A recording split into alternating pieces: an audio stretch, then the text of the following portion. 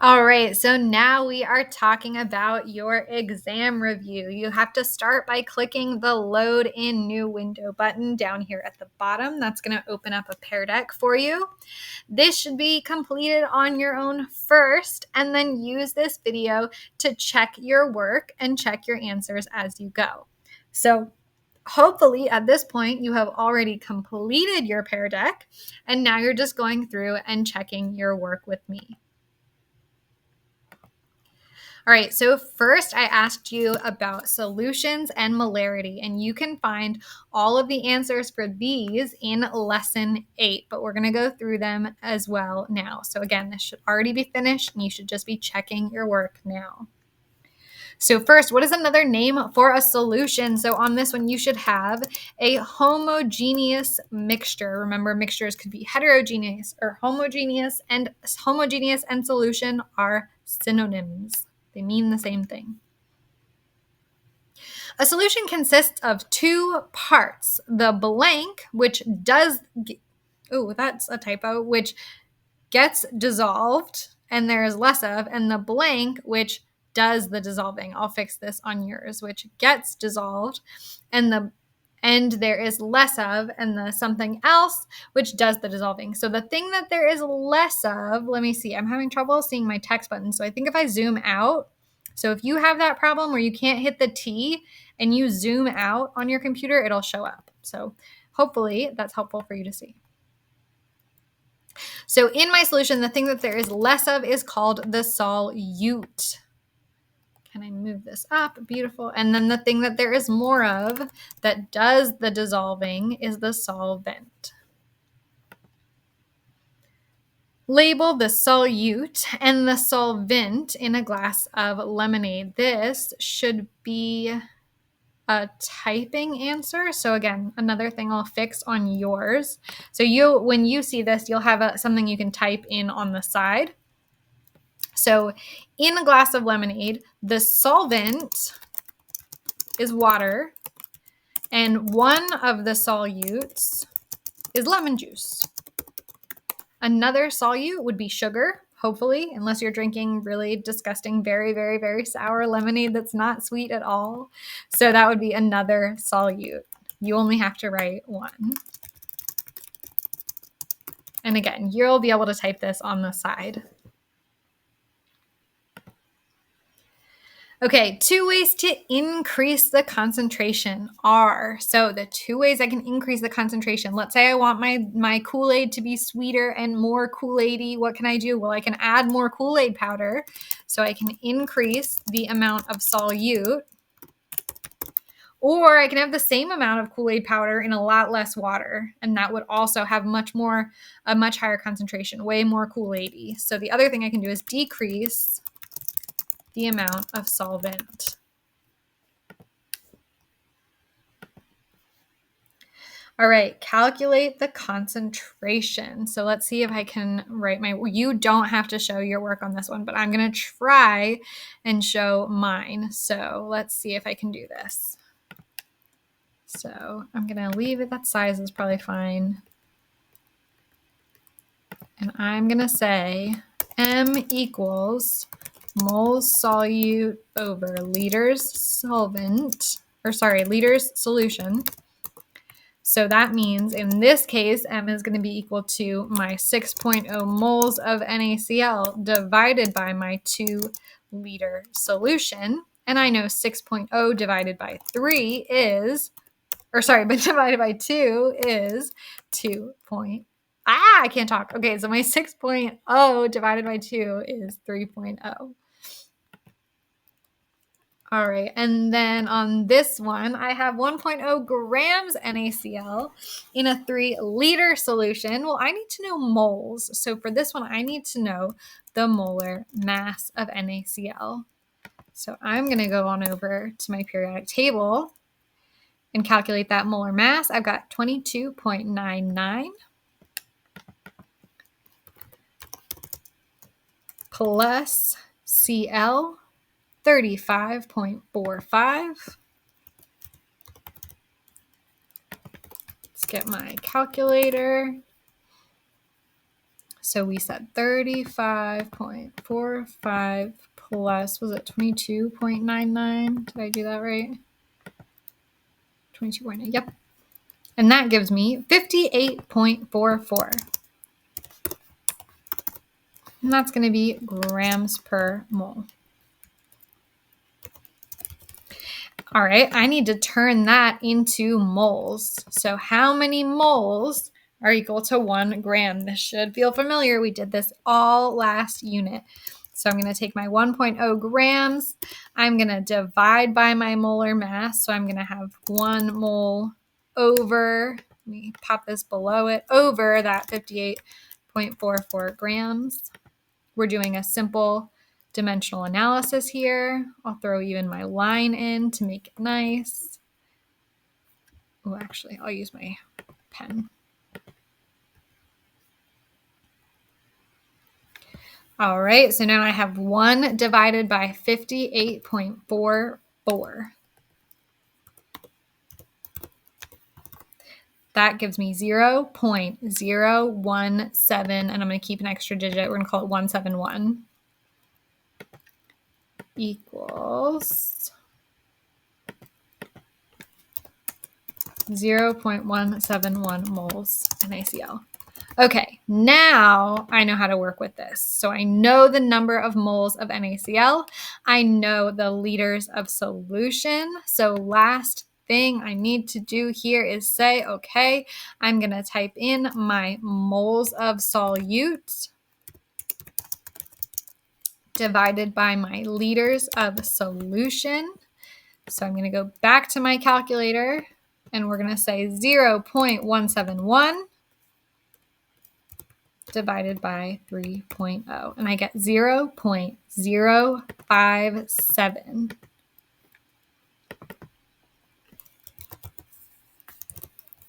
All right, 0.57. Yep.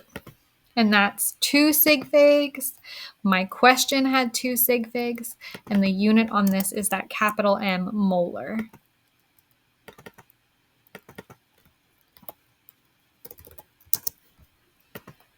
All right, so that one was a little harder because remember, first thing I had to do was say, wait, grams, that's not useful. I need to turn that into moles.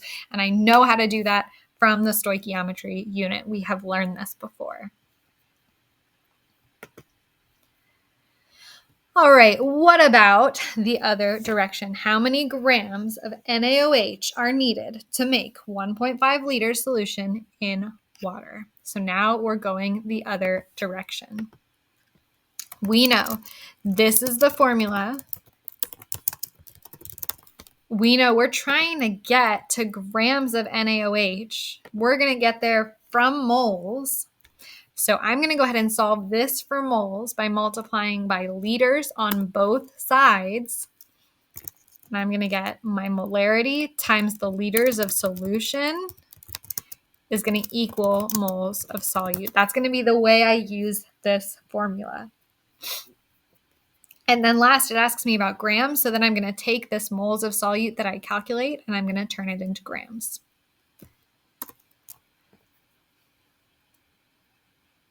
All right. And you know what? Did I not give you a concentration on this?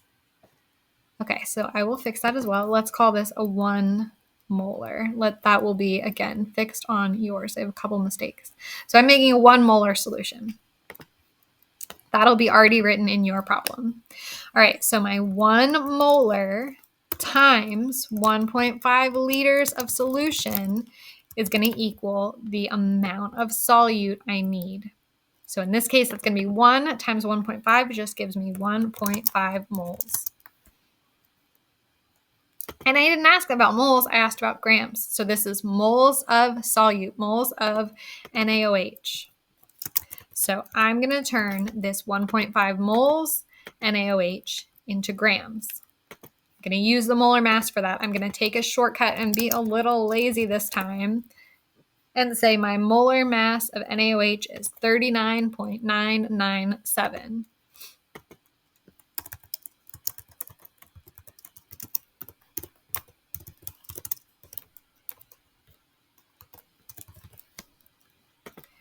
So I'm going to use this. 1 mole of NaOH is equal to this many grams. This is my conversion factor. So I'm going to use this as a conversion factor to get from moles to grams. So I'm going to start with my 1.5 moles times the number of grams over, and this is over 1 mole because that's my conversion factor.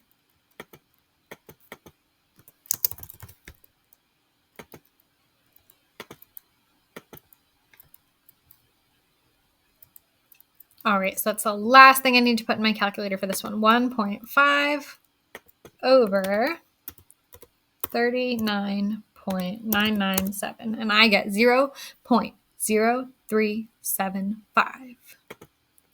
So equals 0.0375. Make sure that you take the time to go through these calculation practices and know how to do them. They will be on your exam, so make sure you know how to do these calculations. The thing that might throw you off is just the stuff from the stoichiometry unit.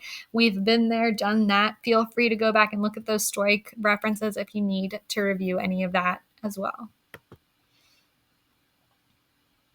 All right, moving into conceptual acids and bases. This is all going to come from your lesson 9 materials.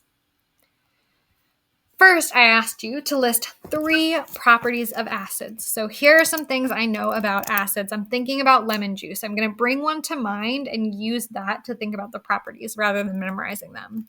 So lemon juice has a sour taste. If I leave it on metal for too long, it could corrode. It's corrosive to metal. It's also corrosive to tissues. If I left it on my fingers for too long, eventually it would be corrosive. And I know what happens with the litmus paper. When I put it into an acid, it's gonna turn red. So it turns litmus paper from blue to red. If red litmus paper goes in, nothing's gonna happen. If blue litmus paper goes in, it's gonna turn red.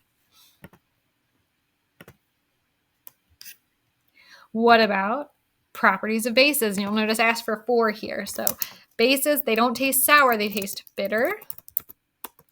I'm thinking about now bleach. When I get some on my fingers, they feel slippery. And we said that's because they're actually breaking your cells open. They're also corrosive to tissues, which is why we definitely don't want them on our skin. And then I also know what happens when I put litmus paper in them. They turn litmus paper blue. If it was started red, it's going to turn blue. All right, moving on. Fill in the numbers on the pH scale. If you don't want to fill in every single one, you don't have to. I just want to make sure you know what the ends are and what is neutral. You don't have to fill in the 1 through 6 and the 8 through 14. Or sorry, 8 through 13. Just make sure you go. I want you to know that it goes from 0 to 14. And 7 is neutral. Everything in here is acidic. Everything in here is basic. I'm going to be lazy and not fill in 1, 2, 3, 4, 5, 6. But they would go here, 6, 1, 2, etc. This would be 8, 9, etc. I don't want to type or try and draw all those. So I'm just going to put in 0, 7, and 14. And that's fine. We get the idea. You are welcome to do the same.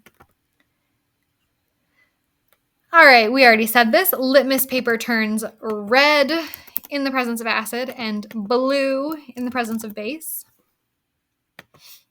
Beautiful.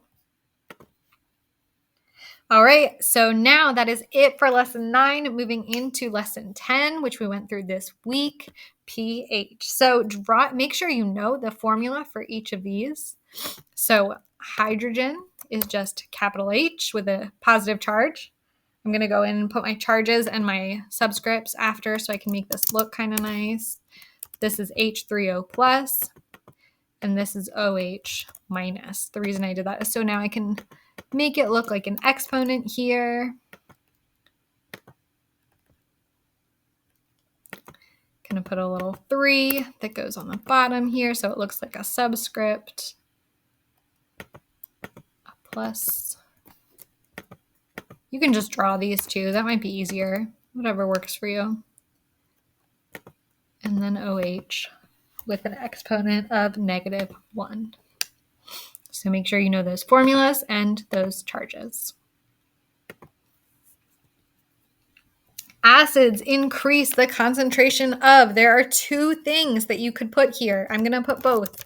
Hydrogen ions / you might instead say hydronium ions. Remember we said those are used pretty interchangeably, and that is okay. They both do the same thing in water. If I have more hydrogen, it's going to hook up with a water molecule to become hydronium. So we can think of it as either one, and it has the same effect. Whereas bases increase the concentration of hydroxide ions. So the cations are increased by acids. That anion is increased by bases. Draw an arrow to fill in the blank. As the concentration of hydrogen ions in a solution increases, the pH of the solution decreases. And this is to remind you, this is an indirect relationship. Hydrogen ions concentration goes up, pH goes down. Other way works too. pH goes up, hydrogen ion concentration goes down. Indirect relationship there. And then I give you some pH calculation practice. So this is going to be in my calculator. I think this is the last one. Yes, this is the last one. So first thing I'm going to do is type out my formula. pH equals -log of H plus concentration. That's all I need to put in the calculator for this. H plus concentration is 10 to the -13. Wait a second. There's nothing in front of my 10 to the blank. So I know right away this is 13. Or if I forget that, I plug it in the calculator. I say negative, and then I remember to get to log, I hit the function button. -log of 10 to the -13. Bada bing, bada boom. We get 13. Next one says hydrogen ion concentration is 7.1 times 10 to the -2. That exponent is a -2. My pH is going to be close to 2. So in this case, I'm going to type in pH equals -log of this number. So in my calculator, -log of, already forgot it, 7.1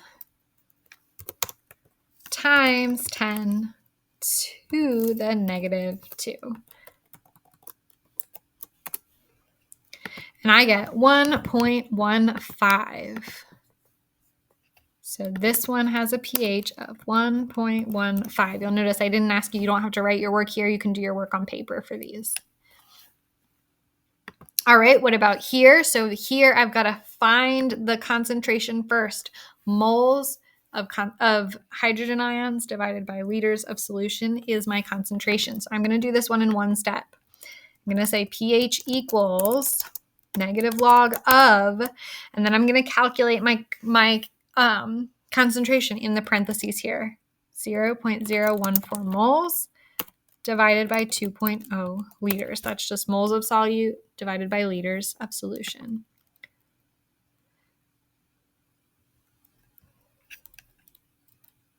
So we have -log of,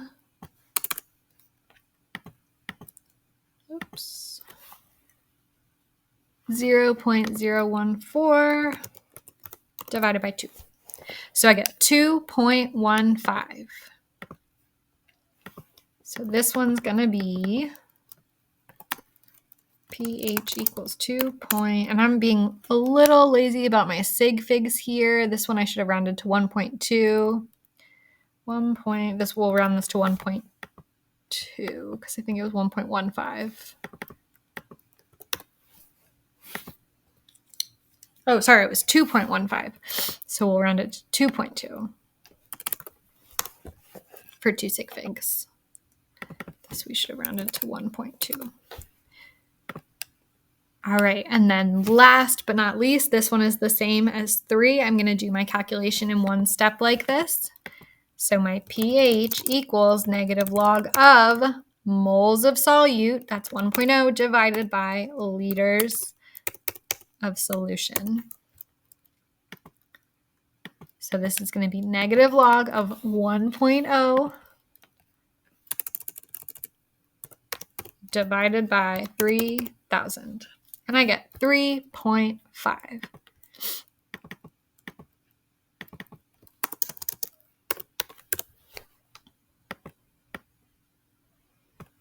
All right, that is it.